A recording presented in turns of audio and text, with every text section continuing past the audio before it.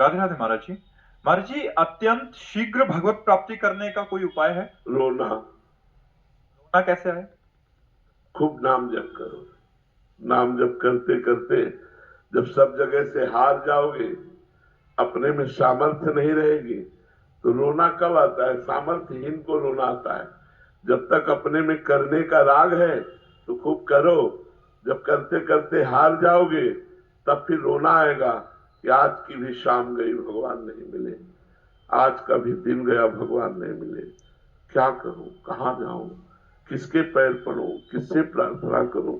अब जिया नहीं जा रहा, दर्श बिन दुख न लागे नैन। वो चिल्ला चिल्ला के रोता है, हा हरि, हा प्रियाजू, अब कृपा। यही से शीघ्र भगवत दर्शन होता है, यही से भगवत प्राप्ति होती है। कबीरा हंसना छोड़ दे, रोने से कर प्रीति, बिन रोए किन पाइया, प्रेम प्यारा मीत।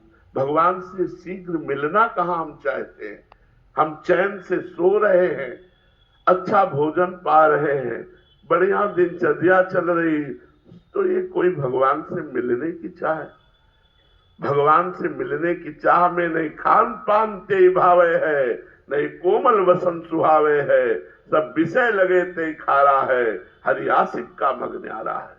कुछ अच्छा नहीं लगता, कुछ अच्छा नहीं लगता। जीना मुश्किल हो जाता है, जीना मुश्किल हो जाता है। कैसे? जैसे आकाश को हाथ से पकड़ना हो, अब हमारी सामर्थ्य नहीं है, कैसे पकड़ूं? और बिना उनके मिले अब चैन नहीं पड़ रहा, तो पुकारता है, रोता है, विलखता है। उसी रोने में, विलखने में अनंत जन्मों के अशुभ संस्कार भस्म हो जाते हैं, वो भगवत प्राप्ति की योग्य हो जाता है। जब गोपी जनों को उनके पतियों ने, जिन पतियों ने राष्ट्र में जाने से रोका, तो उनके हृदय में इतनी विरह व्यथा प्रकट हुई, सारे अशुभ नष्ट हो गए और भगवान का साक्षात दर्शन होने लगा। इतना सुख मिला कि सारे शुभ नष्ट हो गए। शुभ अशुभ नष्ट होते ही वो भगवान की लीला में प्रवेश आ गए।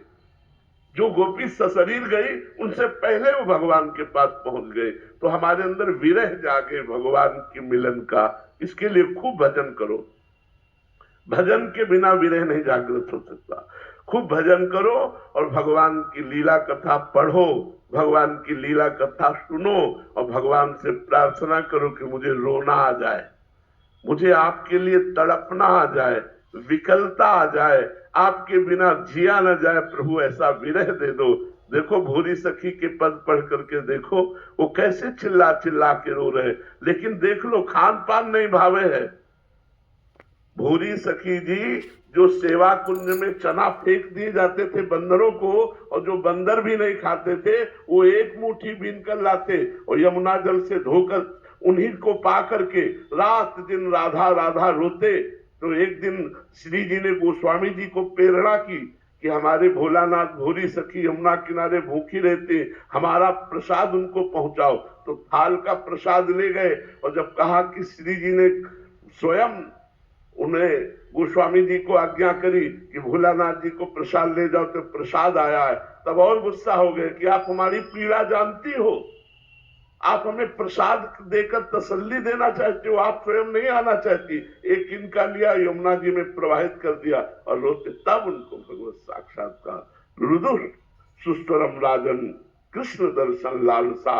जब कुछ अच्छा नहीं लगता, कैसे मिले कैसे मिले, ये चटपटी लग जाती है, तब भगवान का साक्षात्कार होता है।